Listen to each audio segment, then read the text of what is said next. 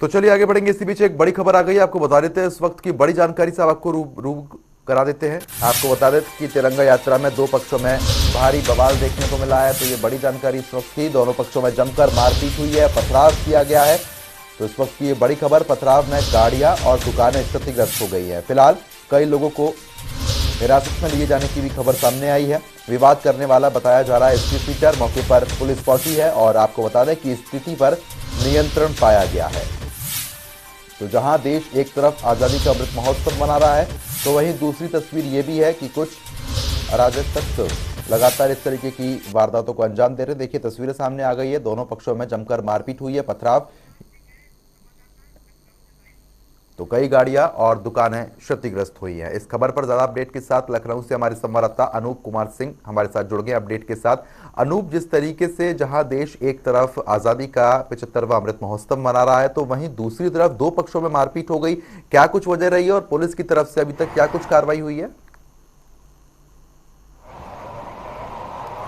देखिए, लखनऊ का आशियाना थाना क्षेत्र है जहां पर एक तिरंगा यात्रा निकाली जा रही थी। तो दूसरे तरफ जो कुछ अराजक तत्व तो माहौल बिगाड़ने की फिराक में बैठे थे, वही हाल हुआ कि मेरे ठीक पीछे यहाँ इधर से तिरंगा यात्रा निकल रही थी।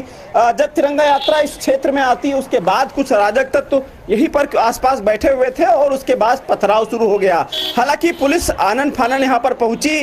जब पुलिस पहुंची तो हालांकि जो अराजक तत्व जो लोग थे वो काफी बड़ी तादाद में थे, इसी वजह से वो पथराव करते हुए दूसरी तरफ से निकल गए। लेकिन ये पथराव के साथ साथ जो पूरा मार्केट है उसमें थोड़ी दहशत जरूर आई है। ये बताया जा रहा है, स्थानीय लोगों ने बताया कि अराजक तत्वों की संख्या ज्यादा थी। जिस तरीके से उन गाड़ियों में तोड़फोड़ की, आगजनी करने की कोशिश की, हालांकि वो गाड़ियां पुलिस ने यहाँ से हटा दी हैं। कुछ पथराव के तस्वीरें भी दिखाएंगे कि जो ईंटें पत्थर ये पड़े हैं, ये बताने के लिए काफी है कि यहाँ पर क्या मामला रहा होगा, किस तरीके से लोग आए होंगे। हमारे ठीक बगल में एक मकान में निर्माण हो रहा है, वहीं पर जो ईंटा पत्थर है वहीं से लोगों ने उठाया है। उठाने के बाद एक तरफ से पथराव अचानक कर देना और फिर उसके बाद कई दुकानों में भी तोड़फाड़ हो गई है, कई लोगों को यहाँ पर चोटें भी आई हैं। एक ज्वेलर्स की दुकान बताई जा रही है और ठीक वहां पर है, वहां पर ज्यादातर ये जानकारी मिली है कि उनके बोर्ड के साथ साथ और भी कई दुकानें हैं, वहां पर उनके चोट लगी है। भाई साहब, क्या मामला हुआ था, कहां से लोग आए थे? ये बताएंगे, हम नहीं थे। हम यहाँ नहीं रहते नहीं। इधर से जानकारी मिली थी, कुछ लोग इधर से आए थे कि कैसे पथराव हुआ, अचानक कैसे माहौल बिगड़ गया? यहीं पे हुआ था सर जी।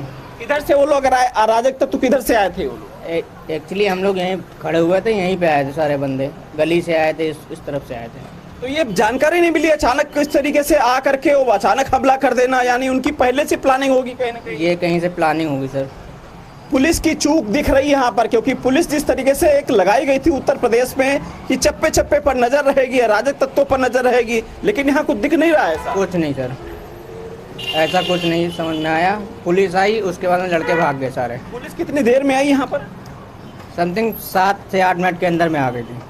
अच्छा, कुछ बाजार यहाँ पर जानकारी मिली बंद हो गया था, थोड़ा डर गए थे लोग। लोग डर ही जाएंगे ना जब ऐसा माहौल होगा। आप भाई साहब बताइए कि क्या मामला था, किस वजह से किधर से लोग आए और अचानक सब कुछ ऐसा हो गया? नहीं, इसको तो हम नहीं बता सकते किधर से आए, अचानक ही आके ये सब पथराव चालू हो गया और पथराव चालू होने की वजह से ये भगदड़ मच गई। कुछ दुकानों में भी तोड़फोड़ हुई है, क्या नुकसान हुआ है? हाँ बिल्कुल, दुकानों में और गाड़ियों में दुकानों में पथराव हुआ है, जो गाड़ियाँ खड़ी थी उनमें पथराव हुआ है। इसकी वजह से पूरे बाज़ारों में भगदड़ मच गई, जिसके कारण सारी दुकानें बंद करके भागने की वजह से ये भगदड़ मच गई। गाड़ियों में तोड़फाड़ हुई है, जला दी गई है? नहीं, जलाने की नहीं हुई है, तोड़फाड़ हुई है। जितनी गाड़ियाँ खड़ी हुई थी उस पर पथराव हुआ है, जिसके कारण गाड़ियों के शीशे और गाड़ियाँ काफ़ी डैमेज हो गई। आप थे उस समय जब ये मामला हो रहा था?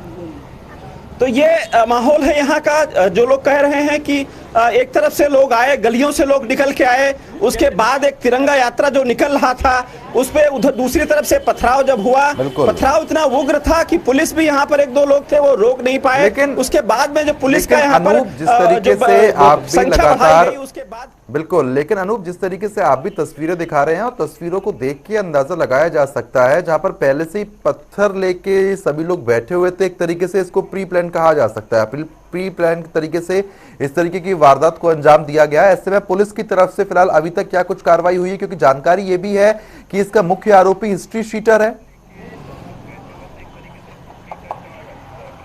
देखिए, पुलिस इस मामले की जो छानबीन कर रही है। हालांकि पुलिस की जानकारी के मुताबिक पुलिस का मामला है, इस मामले पर एफआईआर दर्ज की जा रही है। आरोपी होंगे उनको जल्द गिरफ्तारी होगी, उनको बिल्कुल बख्शा नहीं जाएगा। लेकिन जानकारी सूत्रों के हवाले से यह भी मिल रही है जो इस पूरी जो घटना का जो मास्टर प्लान था वो आपसी रंजिश बताई जा रही है। जो व्यक्ति ने पथराव करा है वो हिस्ट्री शीटर बताया जा रहा है। इसमें कितनी सच्चाई है पुलिस की विवेचना में पता लगेगा कि उनकी मंशा क्या थी। क्या वाकई तिरंगा यात्रा पर जो हमला हुआ है या फिर उनकी पुरानी रंजिश थी, जो तिरंगा यात्रा जो लोग निकाल के आ रहे थे। फिर उसके बाद जो दुकानों पे पथराव हुआ, दुकानदार क्यों उनका निशाना बन रहे थे। ये सब तमाम चीजों पहलुओं पर जांच करने की जरूरत है। लेकिन फिलहाल यहाँ पर शांति का माहौल है, लोग अब दुकानें अपनी खोल चुके हैं, पुलिस गश्त कर रही है और इस बात का पता लगाने की कोशिश कर रही है कि वो अराजक तत्व कौन थे। जब पूरे देश में जश्न में डूबा है, ऐसे में वो माहौल खराब करने की कोशिश कर रहे थे। बिल्कुल, चलिए ठीक है अनु, बहुत बहुत शुक्रिया तमाम जानकारी हमारे साथ साझा करने के लिए। खबर पर नजर जरूर बनाए रखिएगा, आगे भी लगातार हम लोग आपसे अपडेट लेते रहेंगे।